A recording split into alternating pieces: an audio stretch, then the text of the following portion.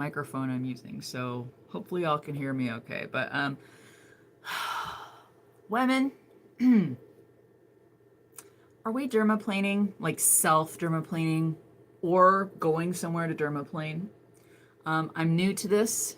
I will be honest that I think as of about maybe a year ago, I was wondering what to do about facial hair. Yes, men, if men are watching this, women have facial hair. Sometimes, and I don't know that there's any kind of like distinguishing trademark that makes one woman have more than another, but sometimes we have more in certain places. What's been fascinating, and by fascinating I mean annoying, is that the amount of facial hair and the placement of the facial hair and the growth thereof has changed as I've gotten older anyway. I never really had a problem with upper lip hair until I hit menopause. And my hormones went, we don't know what the hell is going on. So I get upper lip hair. It's great. Ugh. I think women of any age, correct me if I'm wrong, if you have a different experience, tell me, have always had the chin hair.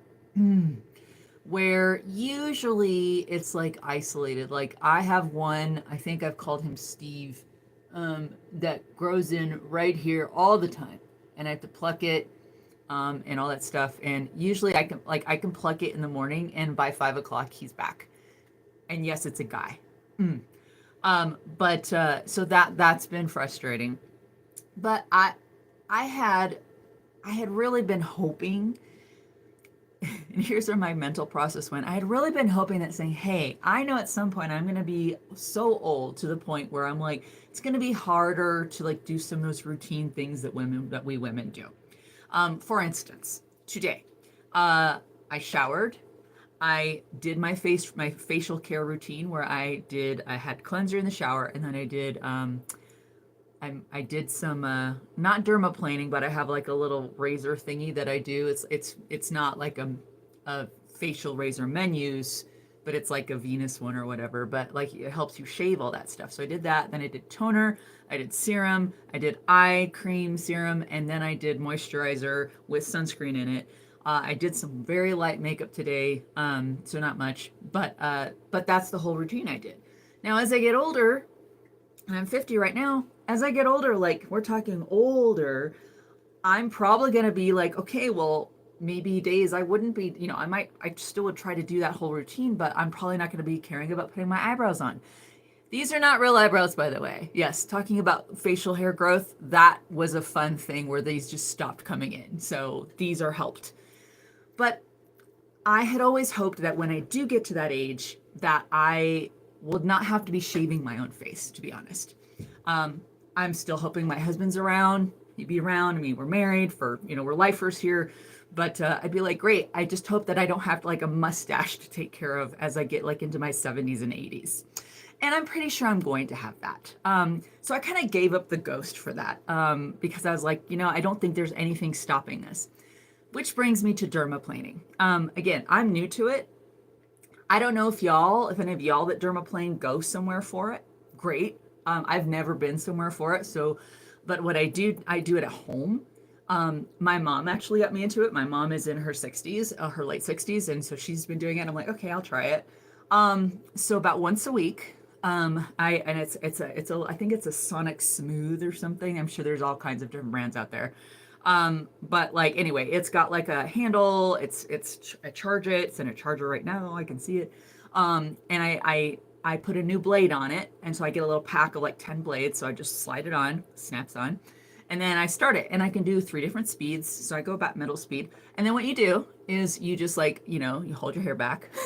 It's not like vomiting when you're sick.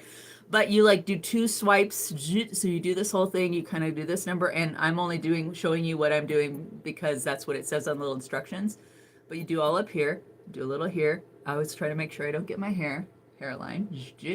Then you do this, you go kind of swipe across, and always do at least 2 passes. Then you do just down from that area.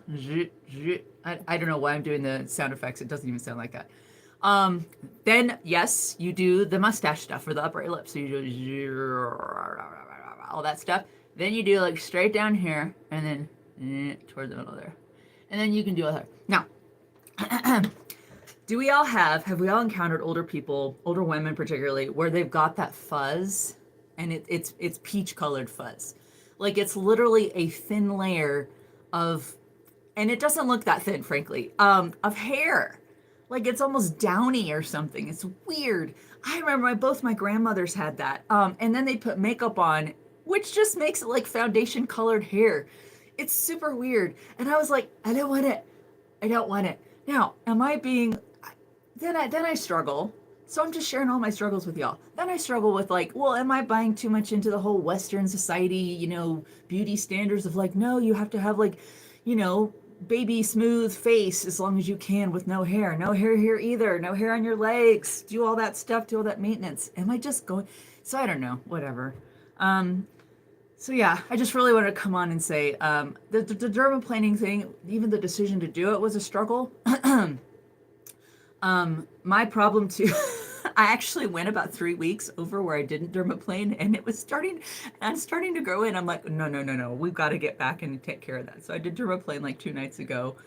Also, the other thing about it is that you're supposed to like do it before you go to bed at night, because after you do it, your skin's kind of raw because you did just remove like dead skin cells and hairs. So now your skin's like, hey, I could recover. I could use some recovery. Please don't put makeup on me. I don't know if that's what my skin would sound like. But so yeah, so I do it at night. But I'm also someone, let me know if you relate with this. I'm terrible about washing my face at night. I'm terrible about it. Like I use makeup wipes. That's usually the limit I'll do. But you're supposed to wash your face before you dermaplane.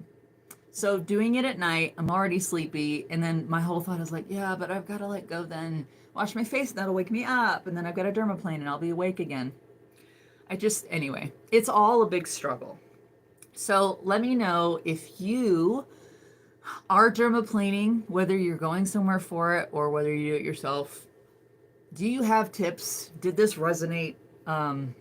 Are you doing it weekly? I know my mom, I think, was doing it more often. Like she's doing almost every day. And I'm like, that's a little much for me.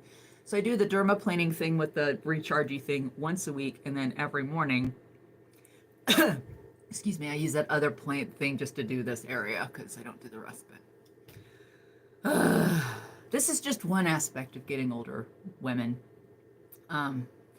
Yeah. And I'll end on this note. And this, I'm being very candid here. There are times when I know I've got little kind of like, hey, my chin hairs are kind of growing a little stabby down here and I need to take care of them. And I haven't done that yet. My husband and I will be intimate. And I have wondered, and I may just ask him, be like, do you feel that on my chin at any point while we're intimate that I need to take care of those? Just tell me the truth. We would probably laugh about it. So I may ask him and see if that's actually something that's happening. So anyway, full candor here. Hope you're having a great day. Have a great Friday. Stay cool wherever you are. Stay at least in temperate, moderately temperate temperatures wherever you are. Let me know in the comments how you're feeling about all this. And I will chat with y'all in the future. Bye.